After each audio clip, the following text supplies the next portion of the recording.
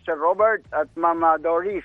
At sa inyo taga-subaybay, Ayan. sa inyo pong taga-pakinig. Magandang umaga po. Magandang umaga, pero para sa ibang mga pasahero ay hindi po maganda dahil po nakakaranas po sila ng itong transport strike na naman. Kasama po ba kayo dito sa 2 days na Oo strike nga. na to? Hindi po kami sasama dahil ako po, ang sarili ko pong pananaw dyan, may sarili po akong pananaw. Kung sakaling mag-strike po tayo, hindi naman po gobyernong pahirapan natin dyan eh. Sino po ang pahirapan natin? Yung ating mga mananakay. Ayoko po niyan dahil unang-una po sa panig ko po dahil ako po ay namasada ako ng 25 years o 30 years, no? Diyan po ako umasa, nakapagtapos ko po yung anak ko sa pamamasada. Diyan po kami umasa sa mga commuters, kaya mahal ko po ang mga commuters natin na ayoko po silang pahirapan.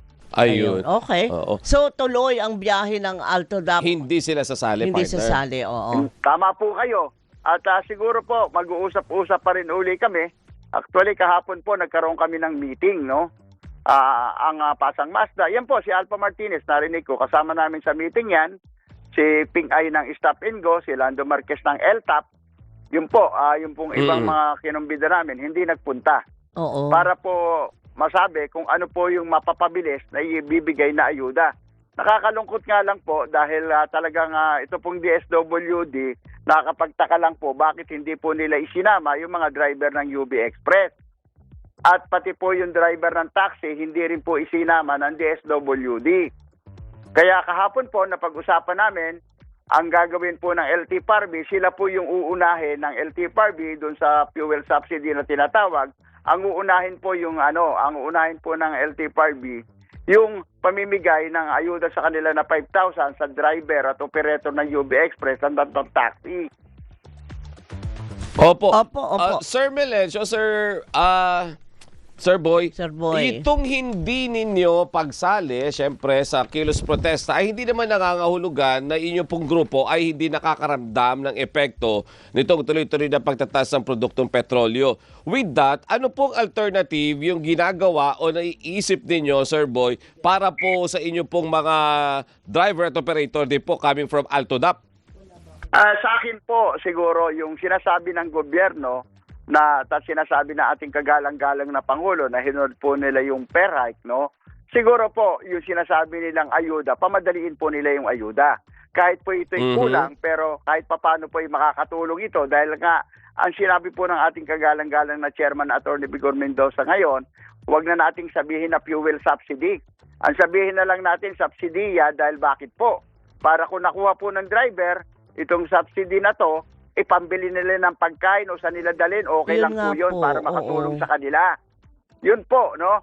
At kaya po kami pong mga leader, yung mga leader po namin, inatasan na po namin na kung saan mag-submit na po ng mga listahan ng mga driver namin na may kasamang GCash.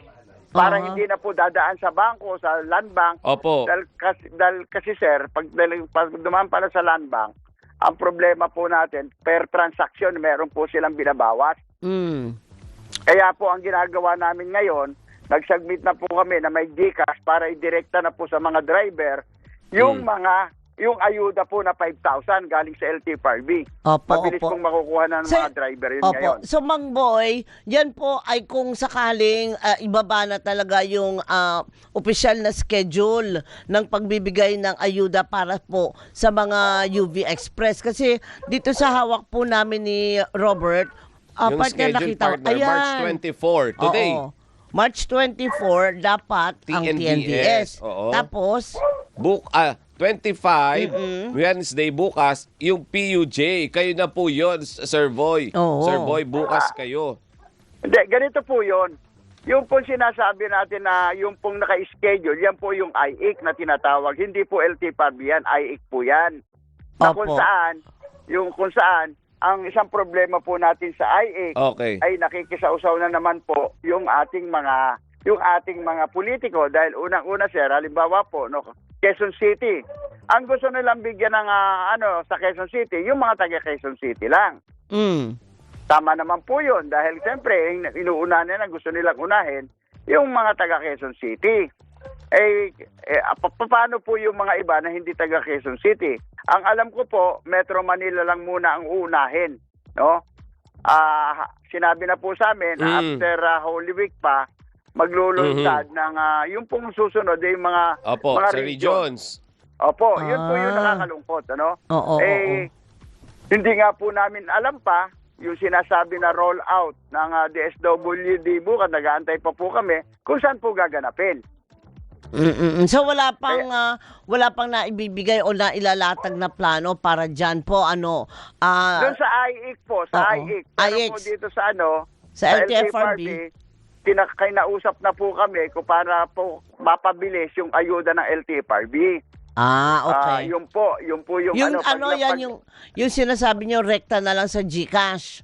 Tama po kayo, yung sa LTFRB po i-direkta na sa mga GCash ng mga driver.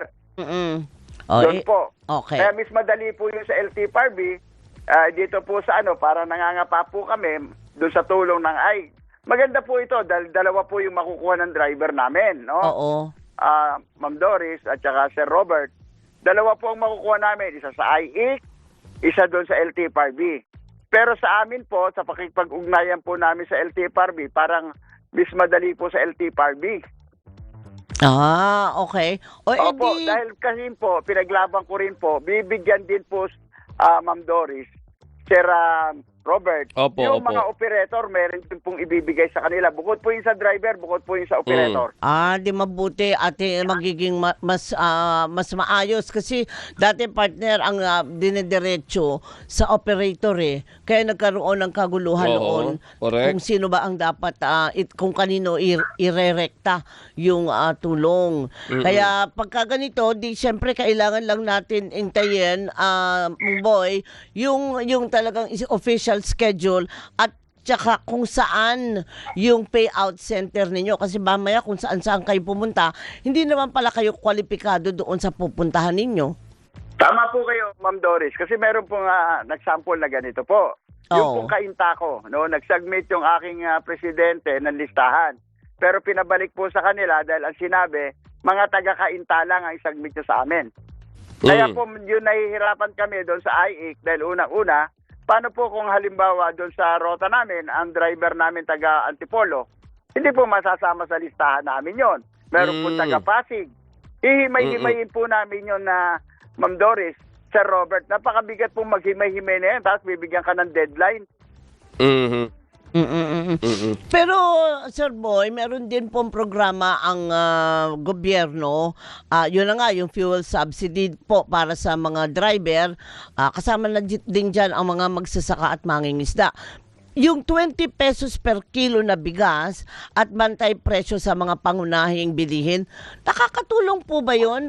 Yaman din lamang po na sabi nyo nga wala pa kayong malinaw na schedule kung kailan talaga kayo mabibigyan ng ayuda. Actually, Ma'am Doris, Sir Robert, lahat po ng tulong ng gobyerno, nakakatulong po yan. Kailangan po lang, yung tulong na yan, sana po mapabilis lang. Kasi siyempre, baka po ang antayin natin, mag-antay tayo na mag-antay, tapos yung pala, huli na. Dahil kagaya po ngayon, tumaas na ang diesel natin ngayon. Ngayon po. At saka po, baka mangyari, Ma'am Doris, at saka Sir Robert, baka ang mangyari po, bigla na lang tumigil yung ating mga driver na walang sabi-sabi dahil unang-una po, bakit po?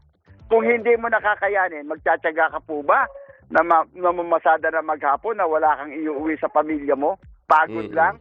Di po ba? Yun po yung dapat pong pag-aralan ng gobyerno yan. Ako po, sinabi ko na rin yan sa kagalang-galang na chairman natin, na kahit po hindi namin hikayatin yung aming mga katsupiran, ngayon po kung makikita nyo, yung iba tumitigil na talaga. Kung hindi na po kaya, lalo po ang probinsya, no?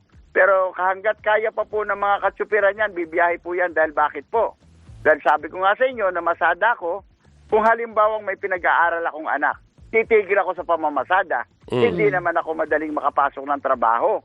Wala po ba? Dahil ang alam po namin trabaho, ang pamamasada. Ngayon, pag ikaw tumigil, kung may anak kang pinag-aaral, saan kukuha ng baon ng anak mo? Baka pati ang anak mo matigil na sa pag-aaral. Naku, wag naman sana. Pero yan lang. Wag naman po sana. Wag naman yan po Yung sana. dapat nating mapaliwanag, kagaya po ng mga ibang kasama natin, dadaanin sa strike. Crisis na po ito, buong mundo po ito, hindi po Pilipinas lang. Tapos, sasabayan mo ng strike. Ma'am Doris, Sir Robert, halimbawa po mag-strike tayo ng isang araw.